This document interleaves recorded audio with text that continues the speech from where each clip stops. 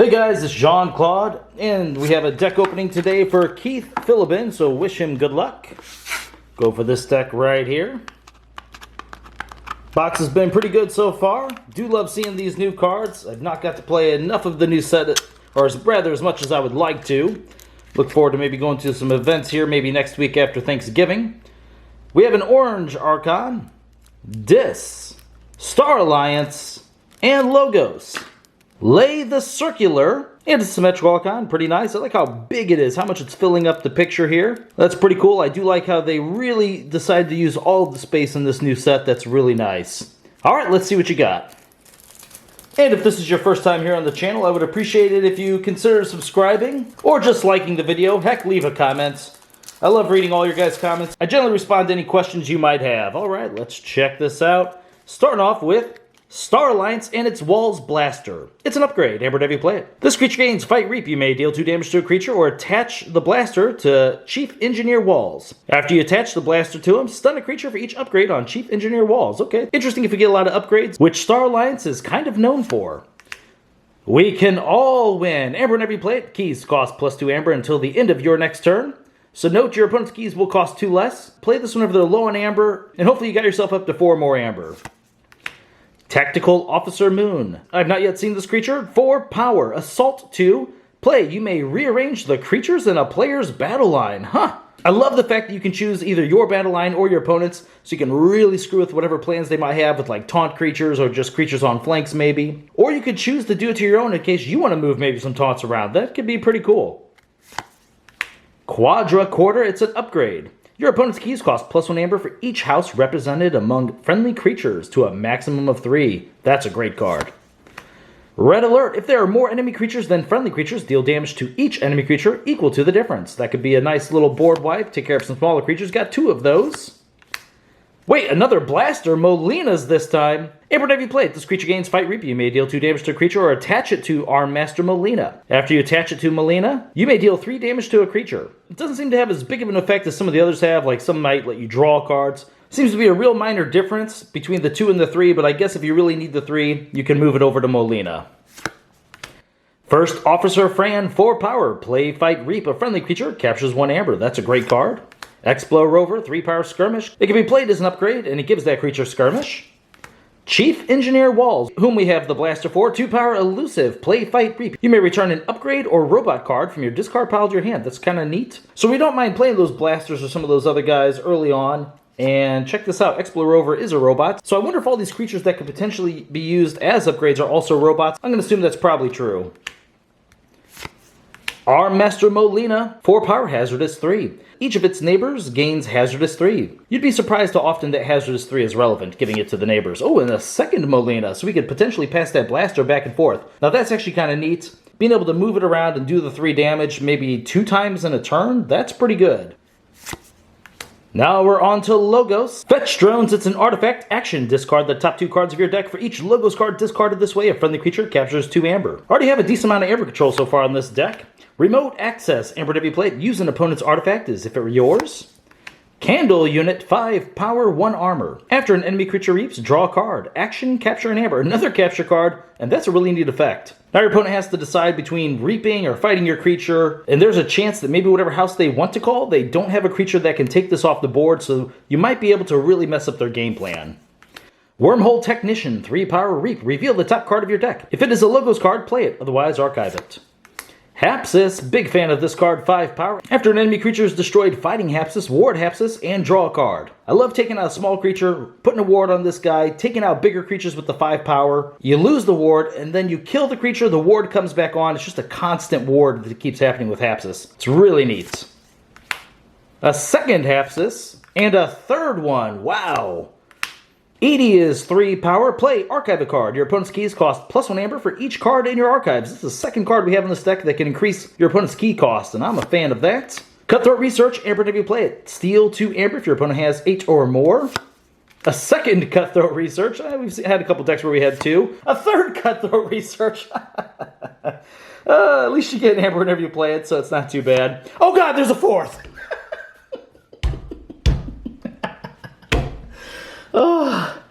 Oh God.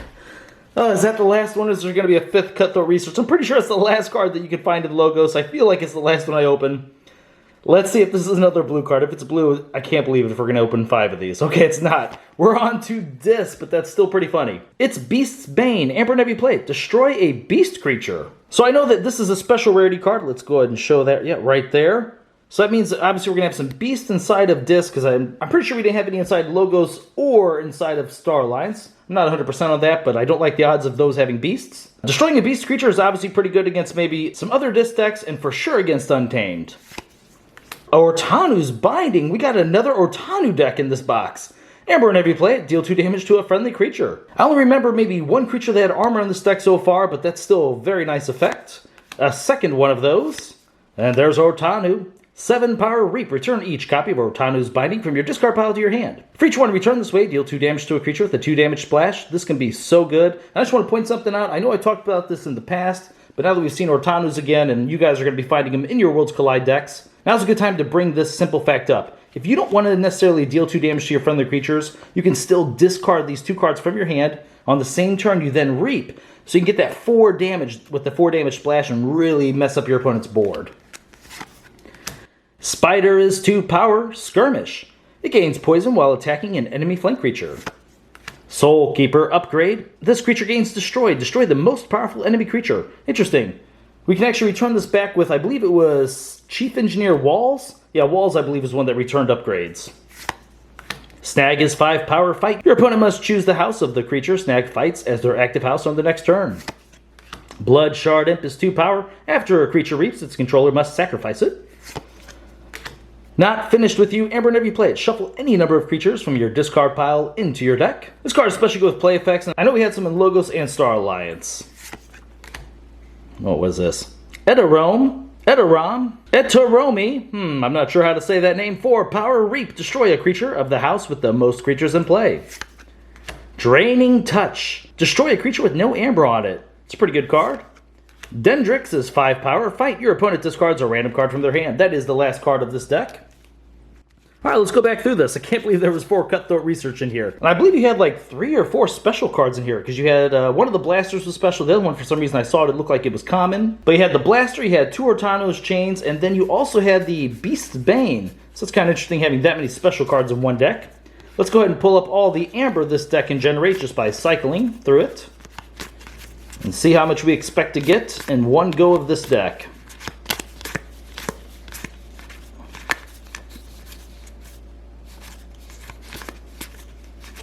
And now that I'm going back through this a little bit, oops, seems like there was a decent amount of amber control as well, which is always welcome in every single deck. That didn't have an amber on it. Okay, let's count it up here. We have 1, 5, 10. Alright, 13 amber is a little bit less than you typically like to see, but I believe we did have a more than average amber control inside of here. Let's pull that up. Cutthroat Researches. Not going to count them, but they can at least steal some additional amber, slowing your opponent down. Blood Shard is about half of an amber control. Edie's very nice. Candle Unit isn't necessarily a full amber control. We're not going to count it as well, but it could change your opponent's game plan and maybe prevent them from getting less amber, so we can throw it up there just to see it as a reminder. Fetch Drones for sure. Fran. Quadricorder, of course. Alright, so let's check it out. Quadricorder is 1, 2, 3, 4. So only 4, but there's kind of some iffy ones in there. The Blood Shard Imp can slow them down. The Candle Unit can do it as well. If your opponent's a rush deck, stealing 2 from them does actually speed you up, so that could be pretty nice. Alright, let's bring up the creatures in this deck.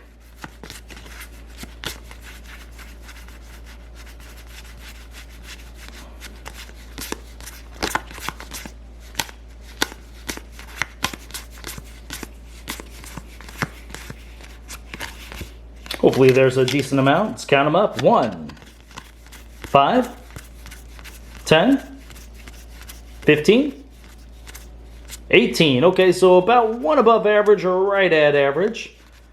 Not too bad, but you do have some creatures your opponent's going to have to deal with. The walls, they just can't let you constantly get some card advantage there. Melina, they might have to target this first before they can take out some of your smaller creatures. Hapsis is really good. They're going to have to figure out how to deal with that. Or Tanu, we know how incredible that is with the bindings. Spider, they can't afford to let you just get a free attack. Poison away one of their creatures. Snag can sometimes be a huge problem. Maybe even ETA.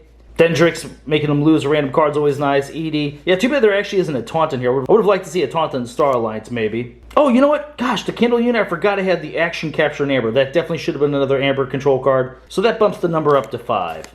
Hope you draw this not finished with you real late. That way you can bring back some cards like Ortanu after they've already had the fight to get them off the board. Same with the Hapsis. I think that's going to be a great card to repopulate your board. And as I said, your opponent's going to struggle trying to take care of those. You also had a little bit of different ways to control the board as well. Red Alert, 2 of those. The Draining Touch. And also, I know we had back here, let's see, Soulkeeper. Soulkeeper will do that as well. There might have been one other. Oh yeah, if your opponent has Beasts. The Beastbane will be an all-star for you. Overall, though, this deck does feel a little bit middle of the road compared to what I've seen from Worlds Collide. It does have some fun things you can do. It does have some creatures I really like to play with. So I think you're going to have a lot of fun with this, Keith.